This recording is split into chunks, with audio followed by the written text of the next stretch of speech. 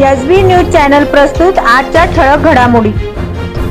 12वीत शिकणाऱ्या विद्यार्थ्याची चाकूने वार करून निर्घृण हत्या, अकोला येथील घटना। मलेरिया विभागाच्या 13 कर्मचाऱ्यांना कायम नियुक्तीचे आदेश, महापालिका प्रशासनाकडून 20 दिवसात आश्वासनपूर्ती, कामगारांना अखेर न्याय।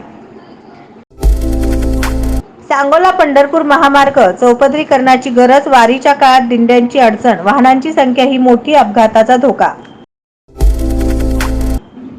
संपानंतर कांद्याचे लिलाव आजपासून पूर्ववत, ट्रक चालकांचा संप मागे, पेट्रोल पंपावरील वाहनांची गर्दी ओसरली। सांगोला येथील वाकी शिवणे येथे जमिनीच्या वादातून मुलाने वडिलांना शिवीगाळ करून कोयत्याने मारहाण। शॉर्ट सर्किटमुळे टॉवेल कारखान्याला आग, 1 कोटीचे नुकसान, अक्कलकोट रोड MIDC मधील घटना।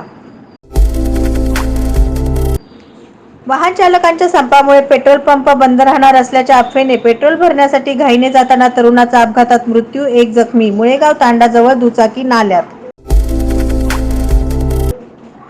सावित्रीबाईंच्या स्मारकासाठी 100 कोटींचा निधी, मुख्यमंत्री एकनाथ शिंदे यांची घोषणा, शासन खरेदी करणार 10 एकर जागा। पुण्यात वडिलांनीच केला शाळकरी मुलीचा कुऱ्हाडीने घाव घालून खून। सोलापूर येथे पोलीस अधिकाऱ्याचे घर फोडून 6.35 लाखाचा मुद्देमाल लंपास।